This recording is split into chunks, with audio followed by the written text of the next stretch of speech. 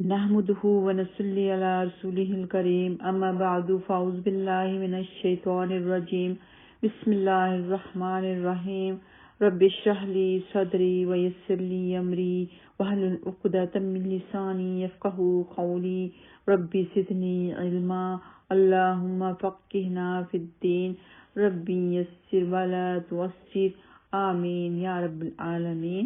السلام علیکم ورحمۃ اللہ وبرکاتہ۔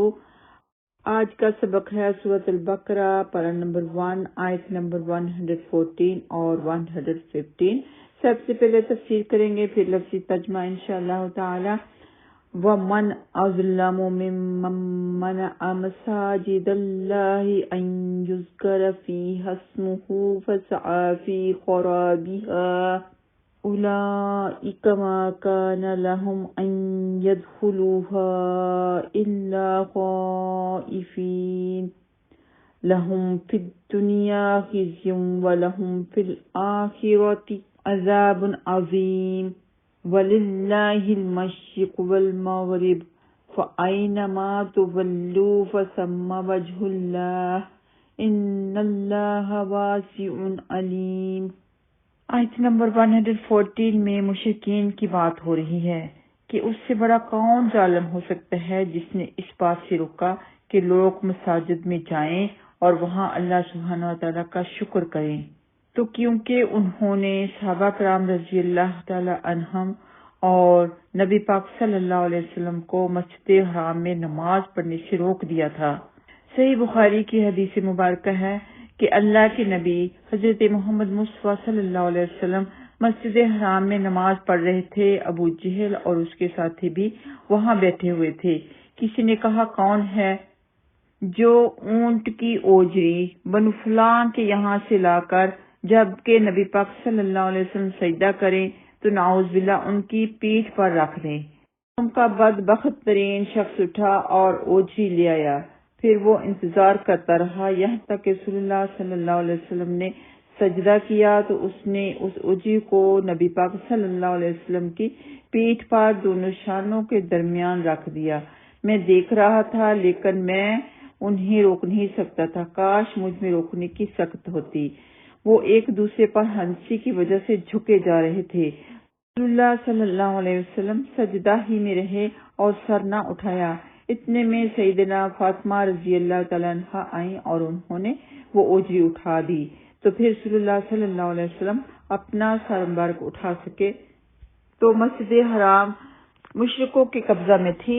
وہ مسلمانوں کو آنے سے روکتے تھے، جو کہ جاتا تھا انہیں طرح طرح کی تکلیف دیتے تھے۔ تو ان آیات سے پہلے یہودیوں کی انصاری کی بات ہو رہی تھی، لیکن ان آیات میں اب اللہ سبحانہ تعالیٰ مشرکوں کے بارے میں فرما رہے ہیں کہ وہ کتنا بڑا ظلم کرتے تھے کہ مسجد میں آنے سے مسلمانوں کو روکتے تھے۔ فرمایا جو اللہ کی مسجدوں سے منع کرے کہ ان میں اس کا نام نہ لیا جائے اور ان کی بربادی کی کوشش کرے، یہ لوگ ان کا حق نہ تھا کہ ان میں داخل ہوتے۔ ایسے لوگوں کا حق نہیں کہ وہ مسجد میں داخل ہوں جو بربادی کریں، اللہ کا نام نہ لیں، شگر و میلہ وہاں پہ بنا لیں۔ تو ایسے لوگوں کے لیے رسوائی ہے، بربادی ہے، اور آخرت میں ایسے لوگوں کے لیے بہت بڑا عذاب ہے۔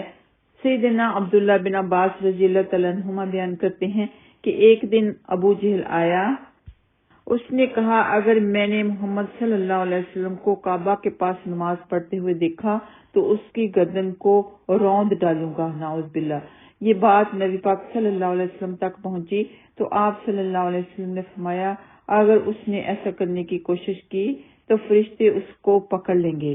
یہ بخاری میں موجود ہے کہ نبی پاک صلی اللہ علیہ وسلم نہیں گھبرائے، بڑے سکون سے بڑے تحمل سے فرمانے لگے کہ اگر اس نے ایسی کوشش کی تو اسے خود ہی فرشتے پکڑ لیں گے، وہ ایسی کوشش نہیں کر سکے گا۔ اللہ سبحانہ تعالیٰ نے نبی پاک صلی اللہ علیہ وسلم کی حفاظت کرنی ہے۔ صحیح بخاری کی روایت ہے کہ سیدنا عبداللہ بن عمرو رضی اللہ تعالیٰ عنہما بیان کرتے ہیں کہ میں نے عقبہ بن ابی معیط کو دیکھا، وہ رسول اللہ صلی اللہ علیہ وسلم کے پاس آیا، آپ نماز پڑھ رہے تھے۔ اس نے اپنی چادر آپ کی گردن مبارک میں ڈال کر شدت کے ساتھ آپ کا گلا دبانا شروع کر دیا۔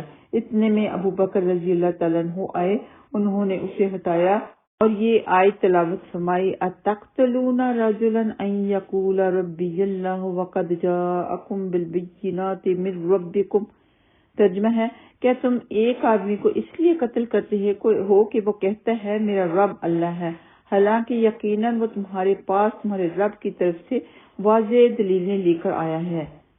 تو وہ طرح طرح کی نبی پاک صلی اللہ علیہ وسلم کو تکلیفیں دیا کرتے تھے۔ فرمایا اولئک ما کان لهم ان يدخلوها الا خائفین، یعنی ایسے ظالم لوگوں کا اللہ کی مساجد کا متولی ہونا تو درکنار، ان کو تو داخل بھی ڈرتے ہوئے ہونا چاہیے کہ انہوں نے کوئی شرارت کی تو سزا سے نہیں بچ سکیں گے، کیونکہ مسجدیں اللہ کی ہیں اور حق یہ ہے کہ ان میں صرف اللہ کا نام لیا جائے۔ اس لیے تمام مشرکین کو مسجد حرام کے قریب آنے سے روک دیا، اب وہ بت پرست ہوں یا عزیز اور مسیح پرست ہوں، کیونکہ وہ اکیلے اللہ کی عبادت نہیں کرتے، وہ اللہ کے ساتھ کسی اور کو شریک ٹھہراتے ہیں، اس لیے ان کو وہاں سے آنے سے ہمیشہ کے لیے روک دیا گیا۔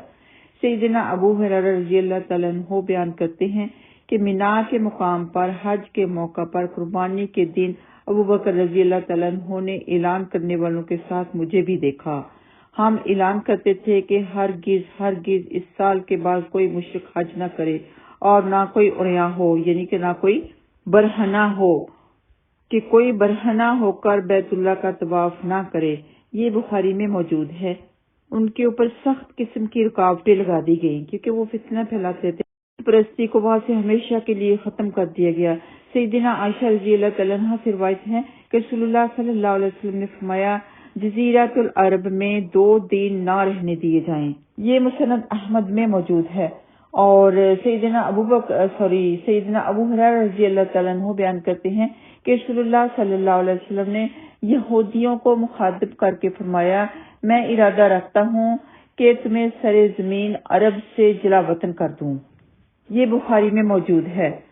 تو آیت نمبر 115 میں اللہ سبحانہ وتعالیٰ فرماتے ہیں وَلِلَّهِ الْمَشْرِقُ وَالْمَغْرِبُ، کہ اللہ سبحانہ وتعالیٰ کے لیے ہی مشرق اور مغرب ہے، تو تم جس طرف رخ کرو سو وہیں اللہ کا چہرہ ہے۔ بے شک اللہ سبحانہ وتعالیٰ وسعت والا ہے، سب کچھ جاننے والا ہے کہ جہاں کہیں مرضی منہ کر لو، جہاں بھی کرو گے اللہ سبحانہ وتعالیٰ وہاں کا جاننے والا وسعت والا ہے، سب کچھ اللہ تعالیٰ کے علم میں ہے۔ وَلِلَّهِ الْمَشْرِقُ وَالْمَغْرِبُ، تو اس آیت کا یہ مطلب نہیں کہ نماز میں قبلہ کی طرف رخ کرنا ضروری نہیں، تو اول شرط تو قبلہ کی طرف رخ کرنا ہی نماز پڑھنا ہے، تو بلکہ مراد یہ ہے کہ خاص صورتوں میں قبلہ کی پابندی ختم کرنا ہے، کیونکہ اس سے پہلے ان ظالموں کا ذکر ہے جو اللہ کی مسجدوں سے روکتے ہیں، یعنی ان ظالموں کی اللہ کی مسجدوں سے روکنے اور انہیں ویران کرنے کی کوشش اللہ تعالیٰ کی عبادت کی راہ میں رکاوٹ نہیں بن سکتی۔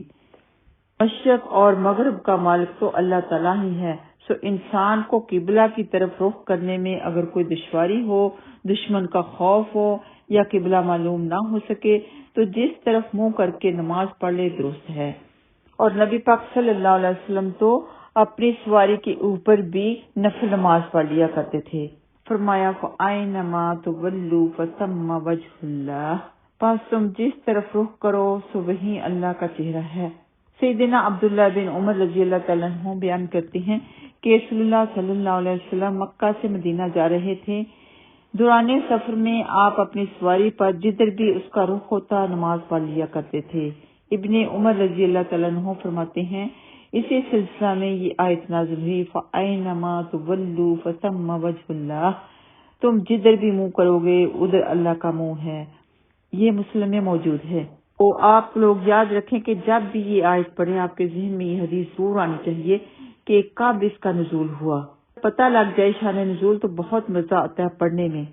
سیدنا عبداللہ بن عمر رضی اللہ تعالیٰ عنہما بیان کرتے ہیں رسول اللہ صلی اللہ علیہ وسلم نفل نماز سواری پر پڑھ لیا کرتے تھے، اگرچہ سواری کا منہ کسی طرف بھی ہوتا، اور وطر بھی اسی پر پڑھ لیا کرتے تھے۔ فرض نماز سواری پر نہیں پڑھتے تھے۔ یہ بخاری میں موجود ہے۔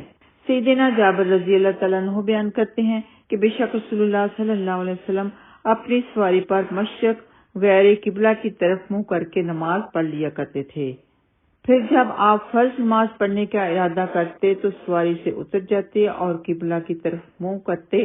اسے بخاری نے روایت کیا ہے۔ تو آیات کے ساتھ ساتھ جب ہم احادیث پڑھتے ہیں تو اور بھی زیادہ مزہ آتا ہے، اس کے بارے میں احادیث کا بھی پتہ چلتا ہے اور آیت بھی ہمارے ذہن میں اچھی طرح سے بیٹھ جاتی ہے۔ ایک اور حدیث کے حضرت انس بن سیرین رضی اللہ تعالیٰ عنہما بیان کرتے ہیں کہ سیدنا انس رضی اللہ تعالیٰ عنہ جب شام سے آئے تو ہم نے ان کا استقبال کیا، ہم نے ان سے عین التمر میں ملاقات کی، ایک جگہ کا نام ہے۔ میں نے دیکھا کہ وہ گدھے پر قبلہ کی بائیں جانب منہ کر کے نماز پڑھ رہے ہیں۔ وہ نماز پڑھ چکے تو میں نے ان سے پوچھا کہ میں نے آپ کو غیر قبلہ کی جانب منہ کر کے نماز پڑھتے دیکھا ہے۔ اس نے وجہ بتائی، انہوں نے فرمایا کہ اگر میں نے رسول اللہ صلی اللہ علیہ وسلم کو ایسا کرتے نہ دیکھا ہوتا تو میں بھی ایسا نہ کرتا۔ یہ بخاری میں موجود ہے، لیکن اپنی عادت نہیں بنانی چاہیے۔ ایک آخری حدیث نافع رحمۃ اللہ علیہ بیان کرتے ہیں کہ سیدنا عبداللہ بن عمر رضی اللہ تعالیٰ عنہ سے نماز خوف کے بارے میں پوچھا گیا تو آپ نے اس کی کیفیت بیان کی، پھر فرمایا اگر خوف اس سے بھی زیادہ شدید ہو پا پیادہ اپنے پاؤں پر کھڑا ہو کر یا سواریوں پر نماز پڑھ لو، خواہ رخ قبلے کی طرف ہو یا نہ ہو۔ نافع رحمۃ اللہ علیہ بیان کرتے ہیں کہ میرا خیال ہے کہ ابن عمر رضی اللہ تعالیٰ عنہما نے یہ بات نبی پاک صلی اللہ علیہ وسلم کے حوالے ہی سے بیان فرمائی تھی۔ یہ بھی صحیح بخاری میں موجود ہے۔ آئیے آتے ہیں لفظی ترجمہ کی طرف۔ ومن اور کون ہے اظلم بڑا ظالم ممن اس سے جو منع روکے مساجد اللہ اللہ کی مسجدوں سے ان یہ کہ یذکر ذکر کیا جائے فیہا اس میں اسمہ اس کا نام وسعا اور وہ کوشاں کرے یعنی کوشش کرے فی خرابہا اس کو ویران کرنے کی، اس میں خرابی ڈالنے میں۔ اولئک یہی لوگ ہیں ما کانا نہیں ہے لہم ان کے لیے عام یہ کہ یدخلوہا وہ سب داخل ہوں ان میں الا خائفین مگر سب ڈرتے ہوئے، کہ ڈرتے ہوئے خوف کے ساتھ مسجد میں داخل ہونا چاہیے، یعنی اللہ سے ڈرتے ہوئے کوئی ایسی لغوی بات نہ کی جائے، شور شرابہ نہ کیا جائے۔ تو آگے ہے لہم ان کے لیے فی الدنیا دنیا میں خزی رسوائی ہے، ولہم اور ان کے لیے فی الآخرۃ آخرت میں عذاب عظیم بڑا عذاب ہے۔ وللہ اور اللہ کے لیے ہیں المشرق مشرق والمغرب اور مغرب، فأینما پس جدھر تولو تم سب رخ کرو گے فثم تو ادھر ہی وجہ اللہ اللہ کی ذات ہے، ان اللہ بے شک اللہ واسع وسعت والا علیم باخبر ہے۔ وآخر دعوانا ان الحمد للہ رب العالمین۔ السلام علیکم ورحمۃ اللہ وبرکاتہ۔